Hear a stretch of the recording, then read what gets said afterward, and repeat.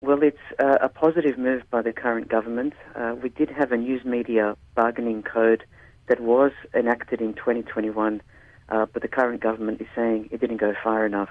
So previously, we had big players like Facebook and Google negotiating with commercial publishers for how they could be recompensed when everyday users on the Facebook platform, for example, would load content, news media content, and then it would proliferate throughout and reverberate through the social media channels. So I think Australian journalism requires that support, but it's interesting to see the reaction of the big players who earn a revenue of more than $250 million with respect to publishing and journalism on their platform.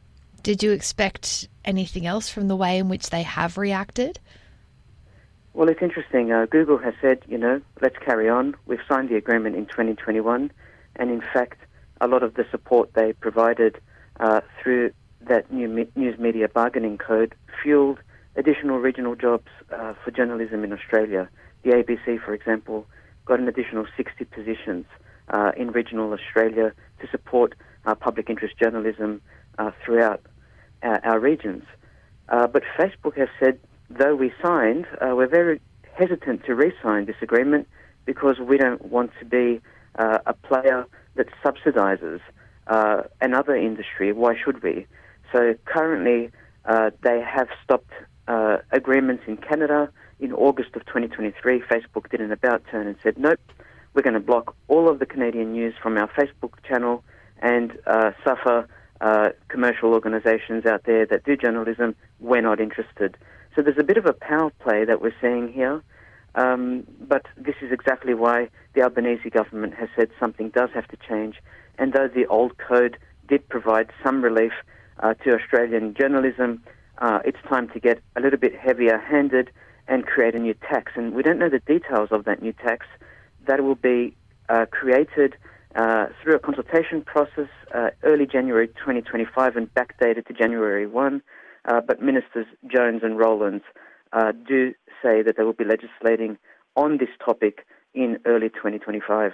How hefty do you think a tax needs to be on companies like this to ensure that they are continuing to allow news to be published on their sites?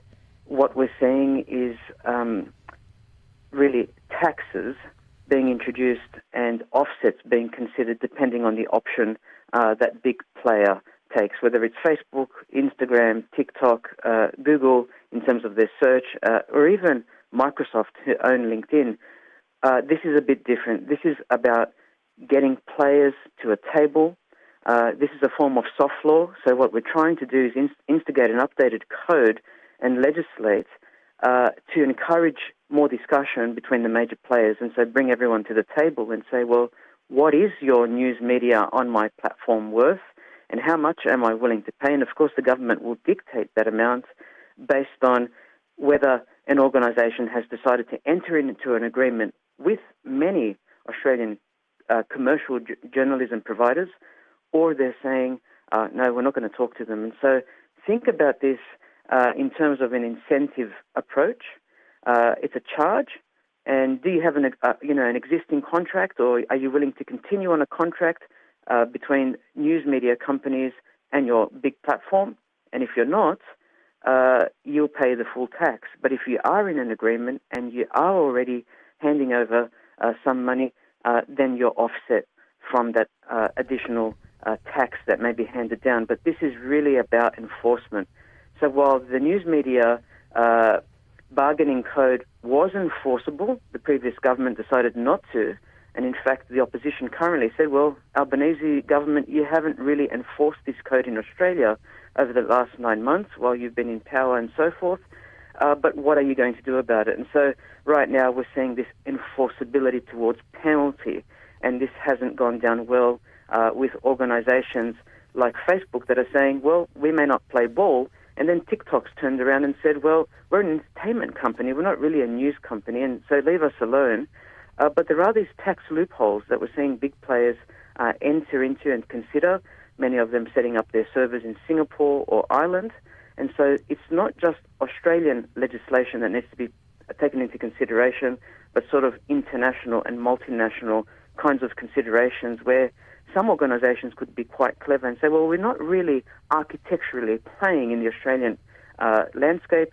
Our servers are somewhere else, and really we can't help it if Aussies get onto our platforms and start sharing content that is your own. So, of course, there's this power play, and Meta has said, no, we don't want to subsidise the Australian journalism landscape. Do it yourself.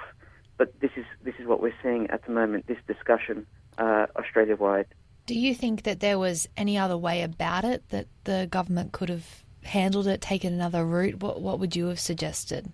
I think the News Media Bargaining Code that was introduced in 2021 and has been active for the last 3 years has been working, but I think tougher penalties are being considered. And really this comes down to the fundamental way we are thinking about news and how it travels through the ether, the internet. And I think as we get on these complex flows of information and data, as they come from everyday citizens, as they come from industry, as they come from government outlets, and then we have the news media, of course, this digital ecosystem that pervades with multiple stakeholders. The question is, how do we recompense news as it travels through the networks? And I go one step further. I mean, this is the next step where we are directly engaging and consulting with how we're going to practically implement this over time. But think about a future where everyone who contributes to news media, whether that's those persons being interviewed or being the interviewer, or organisations, are recompensed at this fractional cents per every time something is posted. And the blockchain could enable such a future to happen. So every time someone makes a comment, it could be a citizen, it could be industry representative, whoever that player is in the market may well be recompensed for their time during an interview or time that they've taken to have a grab being posted online. So this is the beginning. We're going to see quite a bit more complexity, but simplified through different technologies as we forge forward. But I think gone are the days where we can blame the users for posting news items on platforms. I think if you're making money from news, legitimate news, which is investigative and factual, then someone does need to be recompensed. Otherwise, what we're going to see is a landscape where our big journalism commercial players may see a decline. And the other thing is, we're not even yet talking about generative AI and the way that perhaps existing news may be morphed in the future, going through filters and so forth. And so you can't detect exactly where that data was created. And so we need these blockchain solutions in the news to sort of look at handoffs between authenticated authorship, authenticated submissions of images or whatever it is that's copyrighted as it goes through different platforms. But of course, certainly Google would not exist as a Google search platform if indeed it didn't have access to news. So Google knows what it has to do as a search platform. The question is, what will OpenAI and other providers that are well entrenched in the AI space and generative AI space do in response to this? And this is something the government has not commented on yet. Yeah, that's a good point you make there. And just finally, given that we've known most of this year that a decision was needed, and we've already seen a number of job losses it affecting the ABC, for example, and other news outlets, do you think that this decision by the government could have come sooner and we could have been able to save those jobs? Look, our job market and job futures is continually morphing, particularly in journalism, particularly as we rely more and more on machines to generate news. We're already seeing this in the sporting arena. The US commercial organizations embraced generative AI many years ago to report on sport based on statistics and other valid data emanating from matches. And we're seeing this proliferate. So the landscape is changing radically. We have to keep up with the technology. New jobs will be created, but the question is, how do you, in that transition period, ensure there are not massive amounts of job losses while we transition to this new way of working, which is constantly morphing throughout time. But the question is, how do we leverage current, what I would call legal technologies? And one of them is through taxes, and one of them is through protection of your current organisational requirements.